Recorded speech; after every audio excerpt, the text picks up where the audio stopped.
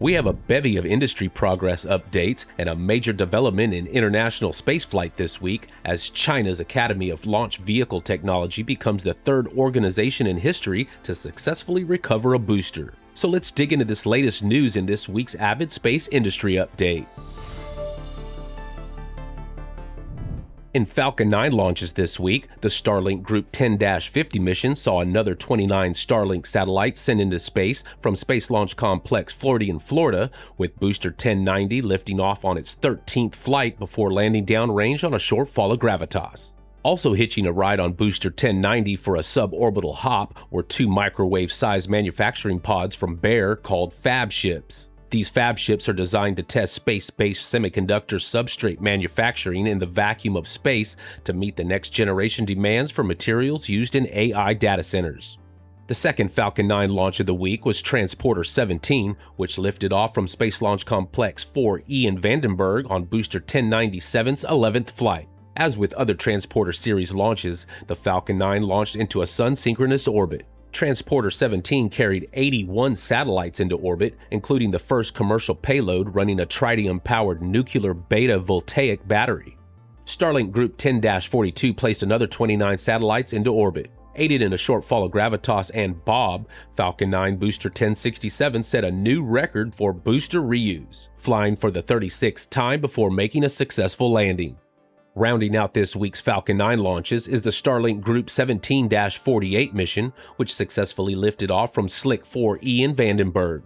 Launching atop booster 1071 on its 35th flight, the mission successfully lofted 24 Starlink satellites into orbit before landing downrange on, of course, I Still Love You.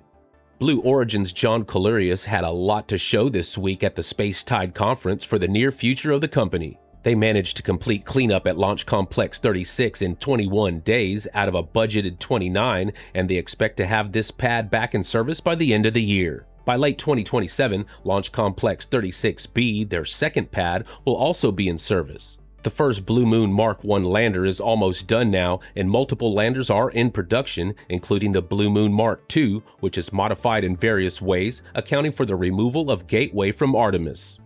The first of their landers, Endurance, was recently equipped with a BE-7 Hydrolox engine for a fit check. In another update on Launch Complex 36, CEO Dave Limp revealed that the launch bridge turned out to be in good shape, allowing the team to move forward with a tandem crane lift to take the bridge out of the flame trench for repairs.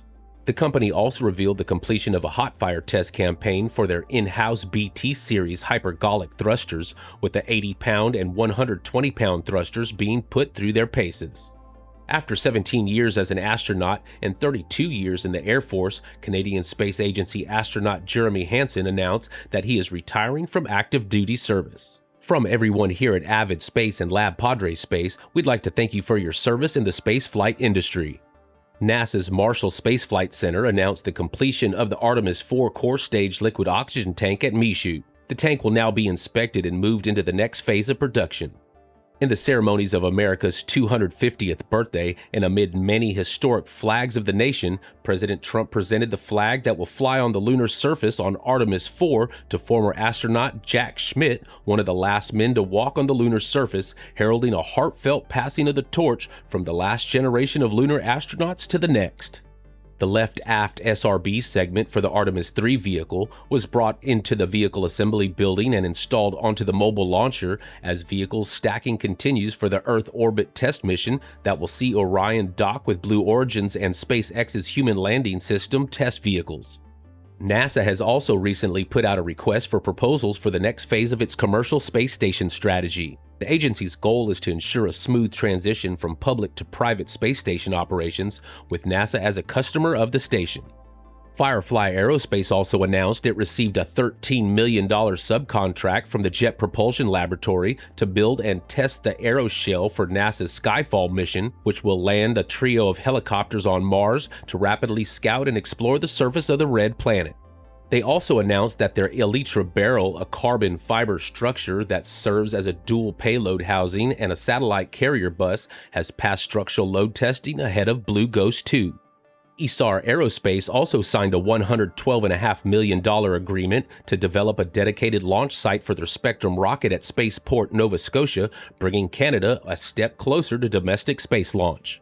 The launch window at Saxford Spaceport for the long-awaited first flight of RFA-1 by Rocket Factory Augsburg has been announced. The window opens on August 10th, with launch opportunities on Mondays, Wednesdays, and Fridays for 5 weeks, giving the company 15 chances to launch their rocket. Astra showed off the engine for Rocket 4 as it performed an engine characterization sweep. It's been a while since we've heard from Astra, who went quiet after their Rocket 3 was abandoned following protracted reliability issues during commercial launches. The company is working to make its comeback with the more advanced and more capable Rocket 4.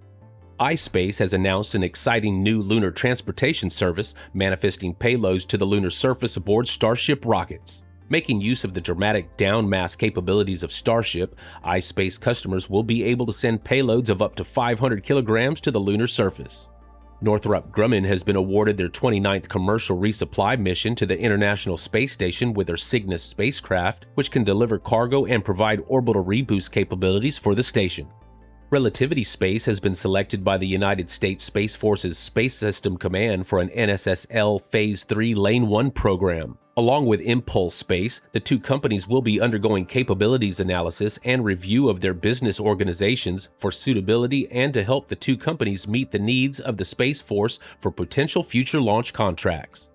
Rocket Lab's Pioneer spacecraft has been given a mission extension and will continue operations for several months. The spacecraft was launched for the Space Force on the Victus Haze mission, which shattered the record for the fastest turnaround from launch request to operations in orbit.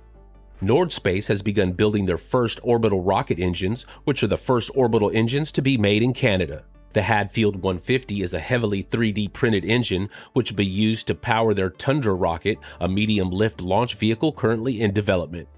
Early in the morning of July 10th, the Chinese Academy of Launch Vehicle Technology successfully launched and landed the booster of their new Long March, or the CZ-10B rocket. The CZ-10B booster is powered by liquid oxygen and RP-1 with a methane and liquid oxygen second stage.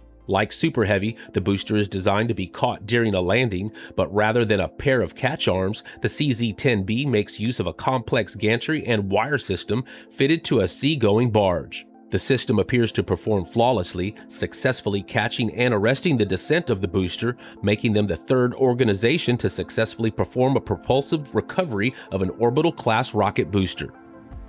Well, that's going to do it for this week's Avid Space Flight Industry Update, but make sure you tune in on Sunday for our next Starship and Starbase update. Thanks for watching, and we'll see you next week.